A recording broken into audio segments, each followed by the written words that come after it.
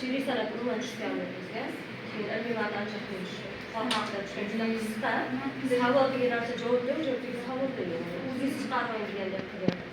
Şimdi bunlarda da badina böyle şu var var. O şaştı. Aha, demek ki Şu var işte. Dedi cevap veriyor. İşte boşa cevap veriyor. Gazalımız kısa girer işte.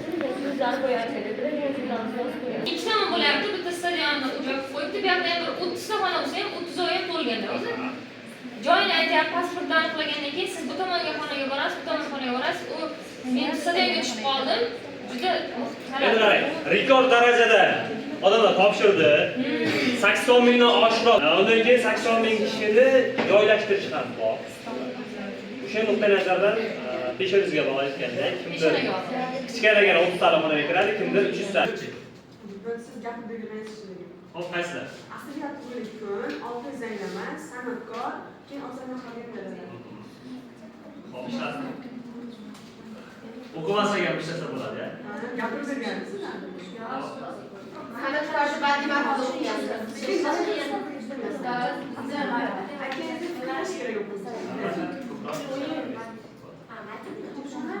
Demak, o'zingizga ishonasiz. Olamizmi, olmaymiz? Qanaqa taassurotlaringiz bor? Hamma yo'q. Balandroq. O'rtacha. Aha. Hop. She'risini tushmadi. Shuncha biz tayyorgarlik ko'rgan she'risini tushmadi. Hop, grammatikachi. Nimadir qarang. Ona tiliga bog'liq bo'lmagan nimadir tushdimi? Buzilmagan. Nima tushdi? So'zlarning ma'nosi. Demak, so'zlarning ma'nosi biz ko'plab mock testlarda ko'rganmiz. So'zlar ma'nosini. Tabdil,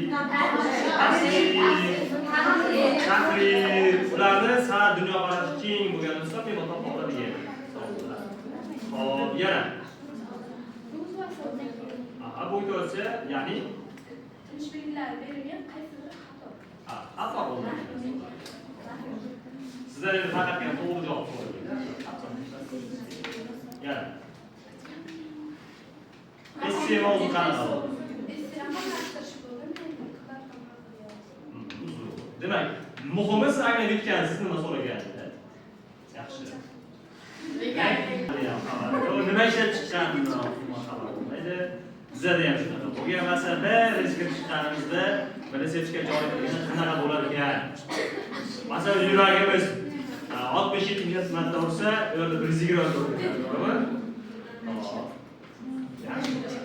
Qo'llanma asosida yana bitta narsani joylashtiraymi? Bu qo'llanmani har bitta mavzudan tugatganimizdan keyin 10 ta test. Mavzu tugatamiz 10 ta test. Mavzu tugatamiz 10 ta test. Qo'shib vaqt test bo'yicha boshlaymiz. Yaxshimi? Imtihon qanday bo'ldi? Bo'ladi, yaxshi. Hop, taassurotlar qanaqa? Taassurotlar bo'ladi, savollar biroz qiyinroq tuzilgan, juda o'ylantiradigan, matnlarda ham juda badiiy matnlarda juda o'ylantirib javob beradigan narsalar. Hop, grammatika. Grammatika bo'ladi, sal o'zgarishlar bor. Ochiq yopiq savollarda. Hop. Ishlanmaydigan darajada umuman o'quvchilarga noma'lum bo'lgan, noaniq bo'lgan birorta savol tushdimi? Demak, bilimi bor bola bemalol olib chiqadi-ya. Albatta, bilimi bor inson doim olib chiqadi. Savol bersak bo'ladi. Ilmiy matn, badiiy matnga qanchadan vaqt sarflayapsiz? Qancha vaqtlaringiz ketib qolyapti? Lekin ko'proq vaqt ketdi. Bu yerda mock testda demokratiya shunqanli ishlaganimiz uchun matnga o'qishga vaqt sarflamadik. Lekin savollar juda o'ylantiradigan.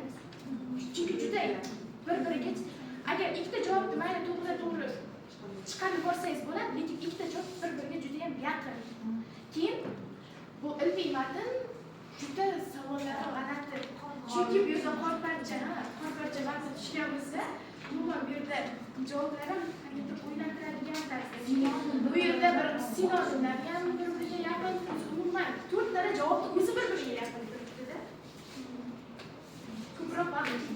G'azalchi. G'azal yaxshi. To'rtta chiqdi, bittasini eshitolmadim, balki u ham to'g'ri bo'lishi mumkin. She'riy san'at tushadi deb kutgandim. Chunki she'riy san'at kitobdagi hammasini ishlab chiqqan.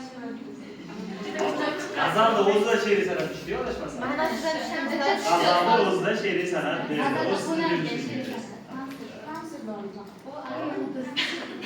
Ochdingiz. Hammasi javob yozib oldingizmi? Hammasiga javob yozdim. Nasib qilgani? Nasib qilgan. Kamida Afisa, essi qanaqa bo'ldi? Essi bo'ladi. Zamonaviy kasblar tushdiki, bu yerda ikki tomon fikri berilgan bo'lsa, aniq nimani so'rayotgani juda o'ylantiradi. Nimani so'rayotgani. Demak, dalil, yechim, savol beramiz. Berdim. Hop.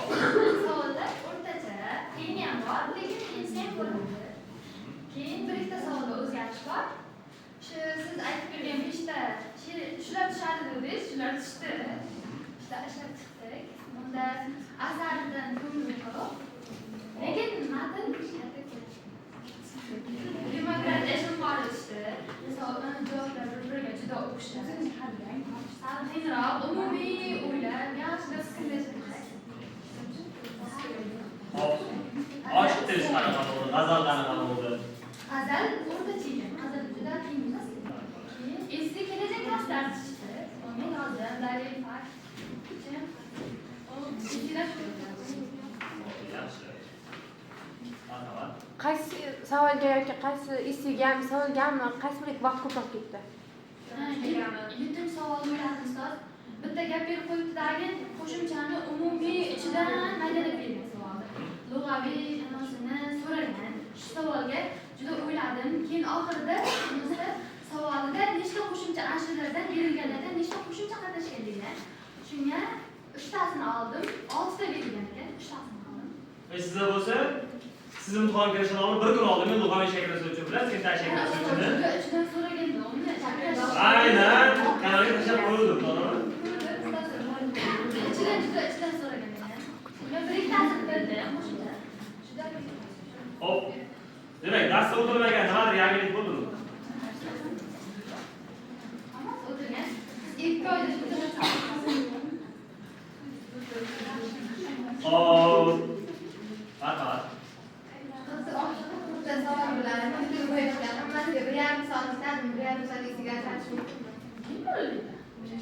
Men 25 minut oldin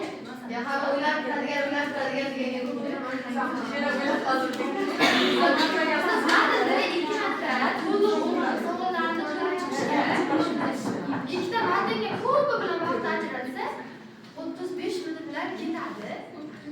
Matn juda ko'p emasda, chunki hozirda bemalol men savollarni 2 marta ko'p keyin esem yozdim. Birinchi ketimda 35 ta savol bo'yab qo'ydimdagi test tashlab bu keyin bo'yab tashladim. Esem yozib oldim. Keyin yozmani yozimdagi 25 minut bor ekan, hadisga topshirib oldim.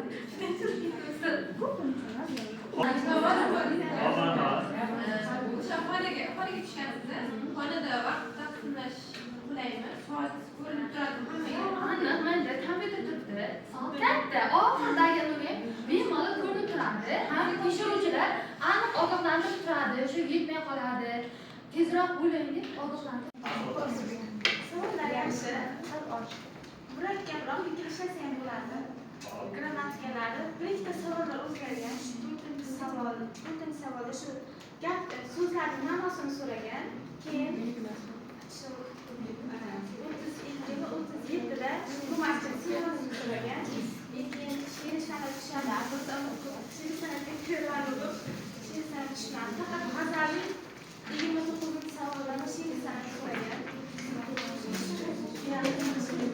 Hop. Qaysi sistem oldi tushdi? Kasblar zamonaviy Yoz oldikmi? Oldi yozganmiz, ha buni? Oldi yozganmiz, faqat sal boshqacharoq oldi yozganmiz. Oldi yozsa bo'ladi.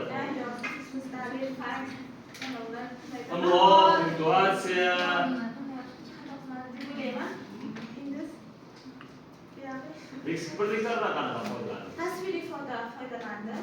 Keyin maqol ikkinchi asosiy qismni ikkinchisida maqol berdim. Keyin xulosamda nursiga alohida bo'ladi deb zero shuni deb maqol berdim. Keyin dalillar bilan statistikaga dalil, keyin tahliliy misol berdim. Yaxshi. Xudo xolasa. Umid qilamiz, kam bitta 70 ga grantgacha. Yaxshi siz shu badiiyatga yaxshi aytganingizdek fikrlar tushdi. Qaysi tushdi? Oltin zanglamas tushdi. Sizlarga bir kunlarda aytib beramiz. Shu tushdi. Keyin matnlar ozroq o'ylantiradi. Ko'ngil oladi. Adiyatga. Bizni shior